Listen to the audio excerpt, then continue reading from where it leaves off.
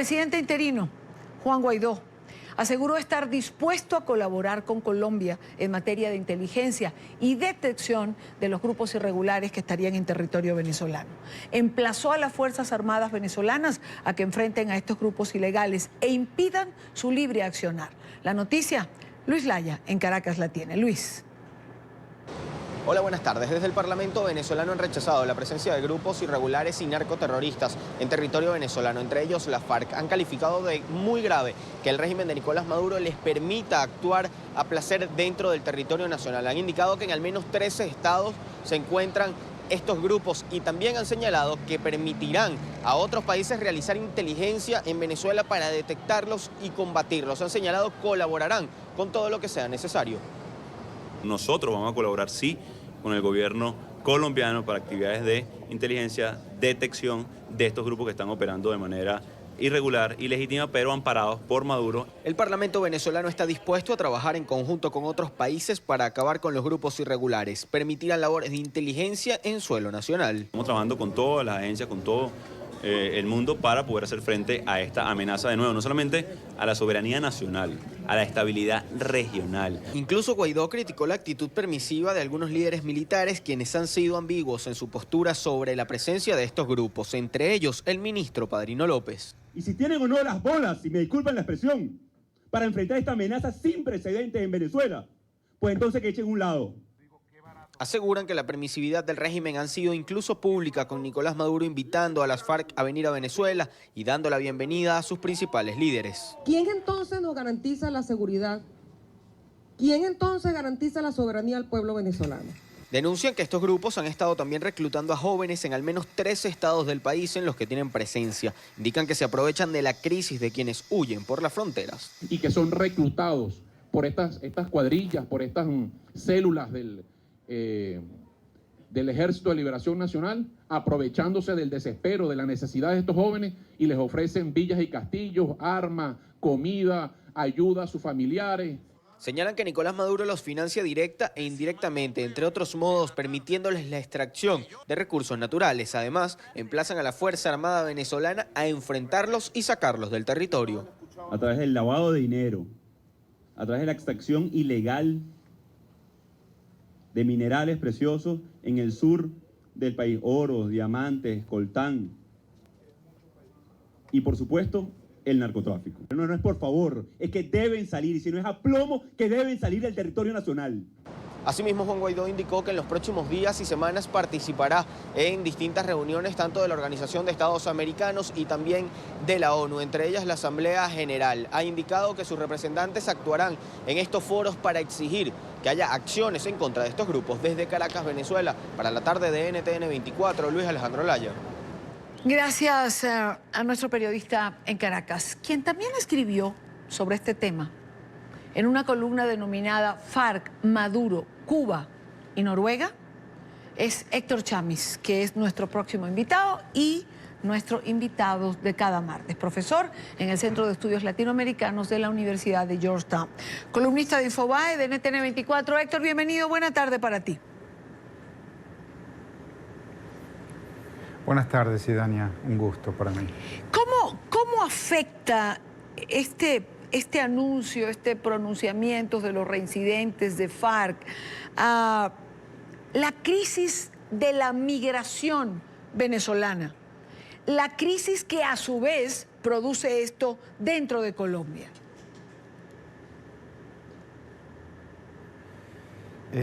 Bueno, recién se comentaba, en la migración venezolana, en los jóvenes pobres, vulnerables, sin empleo y necesitados, hay un objetivo de reclutamiento importante en una zona de límites porosos, como también se dijo, en una zona de mucho tránsito de personas, también de tráfico de personas, y entonces esta nueva guerrilla, como se llaman, estas nuevas FARC, que algunos dicen no son nuevas, sino que son las de siempre, esto complejiza muchísimo más esta zona de frontera, de fronteras porosas, de donde ya existe el crimen en sus diversas manifestaciones, el tráfico de personas, el tráfico de drogas.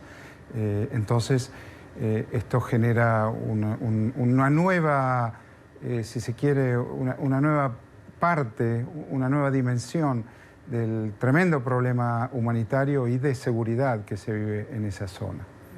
Ahora, ¿qué hay detrás, Héctor, de este pronunciamiento de los reincidentes? Es decir, hay quien sostiene que esto no sería posible sin Nicolás Maduro y la protección que Venezuela le da en estos momentos a estos grupos. Bueno, eso está probado. Hay elementos del ELN desde hace tiempo en Venezuela, amparados por Maduro. Tienen presencia en 13 estados, recién lo conversaron en el bloque anterior. Esa es la misma información que yo tengo. Están involucrados en diversas actividades ilícitas, la minería ilegal entre ellas, que es redituable.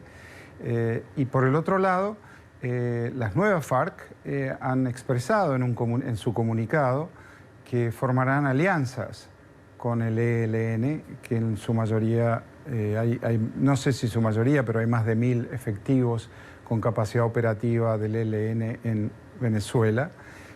Y por el otro lado, no olvidemos que el atentado terrorista en la Escuela de Policía de Bogotá fue autoadjudicado por el ELN. Entonces esto genera una nueva dimensión a este problema. Al mismo tiempo creo que genera una oportunidad. Y quiero señalarlo, que es que hay sectores de las FARC o de las ex-FARC que han expresado vergüenza, han pedido perdón. Yo creo que no es suficiente, pero genera una oportunidad, porque si verdaderamente esos elementos, digamos, el senador Gallo y Londoño, ¿verdad?, han expresado estas palabras, bueno, entonces, si verdaderamente quieren ser un partido político, tienen que hacer mucho más para no solo distanciarse de los otros grupos, sino producir algunos resultados importantes, efectos de tener credibilidad por parte de la sociedad colombiana. Porque uno de los problemas del plan de paz ha sido que muchos elementos de la FARC han gozado beneficios, pero no han generado credibilidad y autenticidad acerca de su decisión de abandonar la violencia y dedicarse al juego político normal, democrático. Pero ¿a qué te refieres cuando mencionas efectos concretos? Es decir, hay una diferencia, una división entre un grupo y otro, entre los que se quedan en la vida política y los que han decidido reincidir. Bueno, los que se quedan en la vida política tienen... Hay un tema que ha permanecido en la indefinición desde siempre con el plan de paz, que es si efectivamente han entregado todas las armas. Bueno, eso es algo que el grupo que ha decidido quedarse en la política debe aclarar, entregando armas. Y también debe entregar a aquellos efectivos que persisten en la violencia, aquellos elementos que persisten en la violencia. Tienen que proveer información, porque no hacerlo significa ser cómplices. Tienen que alinearse efectivamente con el Estado de Derecho y con la legalidad democrática del país. Yo en la nota juego un poco con el IRA, el Ejército Republicano Irlandés, un ejército, una fuerza irregular en su momento, que también adoptó la decisión de dedicarse a la política, pero no todos se acoplaron a esa decisión, y aquellos que continuaron y continúan, justamente se llaman igual, el nuevo IRA, bueno, han hecho a Jerry Adams y a los que han tomado la decisión de permanecer en la actividad política democrática, los han hecho blancos de atentados. Bueno, esto es así. Entonces, ¿por qué fue? Porque aquellos que decidieron quedarse con la política sin la violencia, entregaron a aquellos que persistían en la violencia. Algunos lo han llamado delación, pero no es delación porque es obligación en un Estado de Derecho. Uno termina siendo accesorio a un crimen si no provee la información que tiene para evitarlo.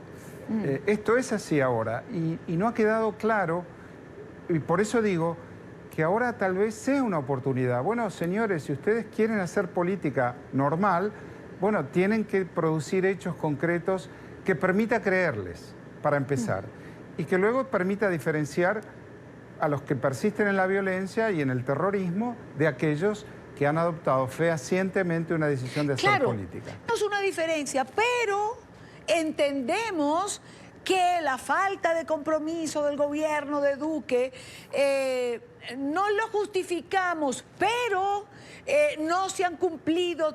O estás de un lado o estás del otro. ¿A eso es que te refieres? Sí, a que eso no puede ser un pretexto. Primero que no es cierto, pero aunque fuera cierto, un acuerdo de esa naturaleza no es un acuerdo de un gobierno, es un acuerdo cuasi constitucional. Esto va más allá de quién sea el presidente hoy, de quién fue presidente ayer y de quién sea presidente mañana.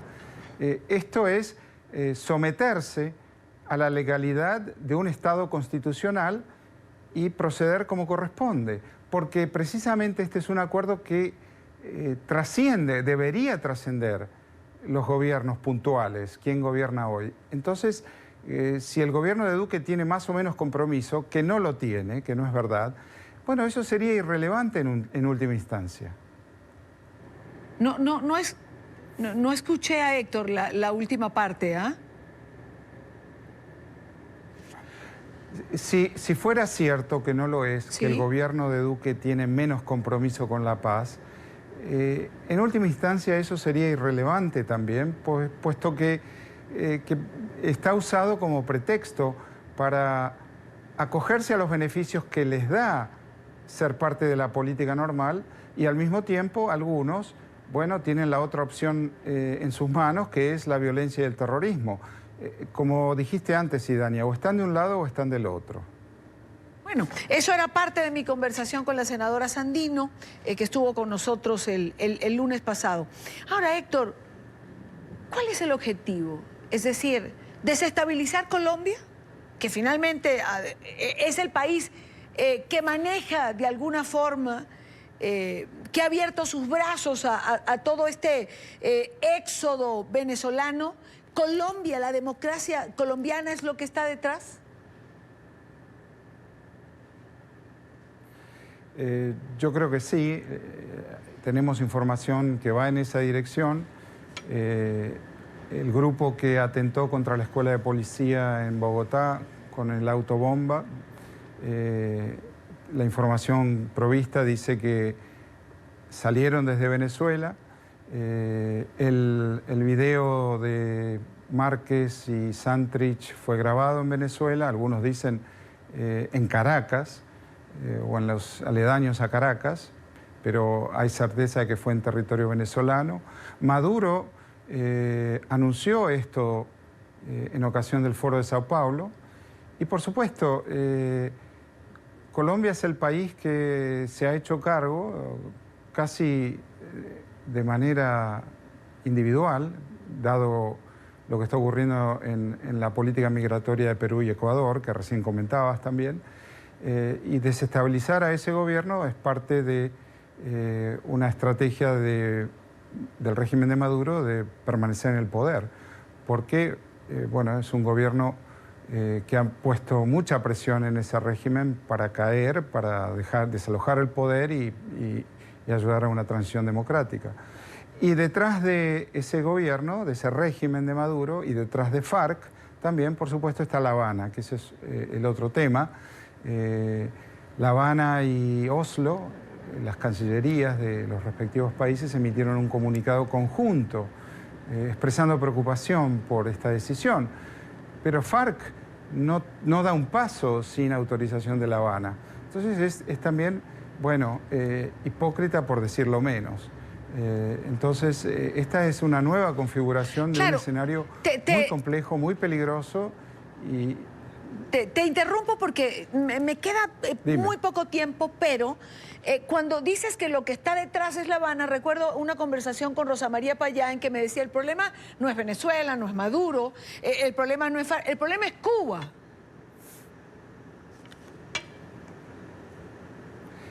Bueno, el problema es Maduro y es Cuba también. Cuba es quien provee el componente cognitivo, si se quiere. Cuba decide, Cuba fija la estrategia. Los acuerdos de paz fueron conversados y negociados en La Habana, en aquellos años. Los guerrilleros de la FARC iban a La Habana en aviones de PDVSA. Eso está documentado. Entonces, bueno, ahora hay un reinicio de la estrategia violenta. Hay otro elemento, además, y vuelvo a mi paralelo con el ejército republicano irlandés. La FARC es hoy un grupo delictivo, es un grupo que se dedica al narcotráfico. Si alguna vez tuvieron un componente ideológico que tenía que ver con la desigualdad, con el campesinado explotado, con el desarrollo de una estrategia de toma del poder al estilo guerrilla vietnamita, bueno, eso ha quedado muy en el pasado. En un momento la FARC transformaron todo eso en una organización delictiva. Y bueno, de vuelta, Santrich está acusado de un tráfico de 10 toneladas de cocaína. Claro. ¿Verdad? Claro, por eso es que el planteamiento no es la ideología lo que los lleva a asumir esta posición. Es una banda delictiva, como lo ha dicho también el presidente de Colombia, Iván Duque. Héctor, como siempre, un gusto tenerte. Gracias por acompañarnos. Gracias a ustedes. Hasta siempre. Buena tarde. Héctor